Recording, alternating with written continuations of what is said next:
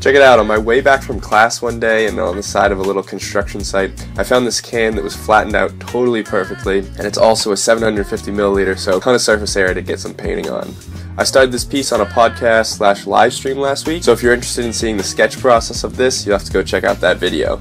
I know you'll enjoy the painting process, so sit back and I'll catch you at the end with a little breakdown of how I went about it. And also be sure to hit that like button for revitalizing some good old street trash. Peace.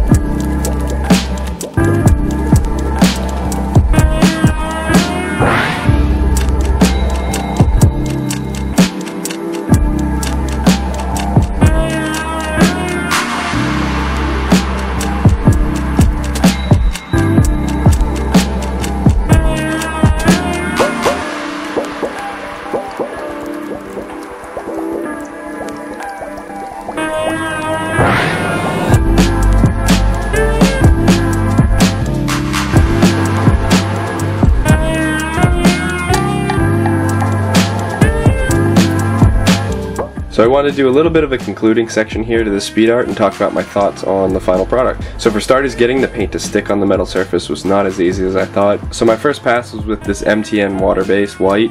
It worked pretty well, but it stayed wet for a pretty long time on the smooth surface. So then obviously when I came back and did the colors over top of it, it seemed to pick up that first coat just a little bit. So I moved along and started filling in some of the other sections with some of my Molotovs.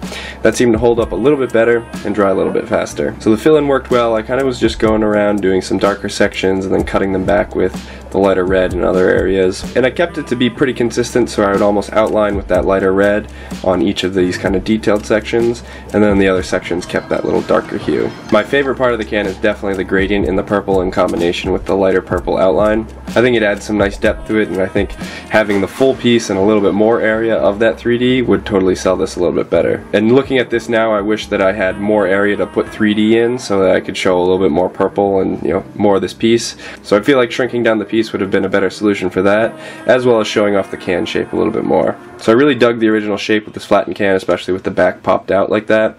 But now that the piece is on there, it almost just looks like a rectangular piece on, you know, a set size. I think also making the piece a little bit smaller, not running off these edges, would help with that as well. I was able to get some of the grunge and tar off the back of this from the road, but in all, I think I'm going to leave it on there because it adds actually a pretty hefty weight to the piece. Now the detail work in here is nothing crazy. I was more focused on getting that, you know, black and red combination in there, but I did kind of try something new. So after putting my hand over top of some wet paint over here, kind of gave this crackled, almost smoky look to it. So I redid that in some other sections to almost give that same little effect.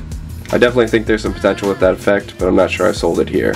I just finished my own critique of this, but let me know if you found anything interesting or want to make a comment on something else. Be sure to spray that like button if you enjoyed the content. It really helps show my stuff around here on YouTube and helps support the community. And if you want to be a part of the crew, be sure to hit that subscribe button. It'll keep you up on my weekly videos. And as I mentioned at the beginning, this piece was started on a live stream with John Grimm and Slew. I'll have that linked on screen right now for you to go check out. It was a fun couple hours chopping it up over art, graffiti, and really just anything on the creative process. That's gonna do it for me, guys.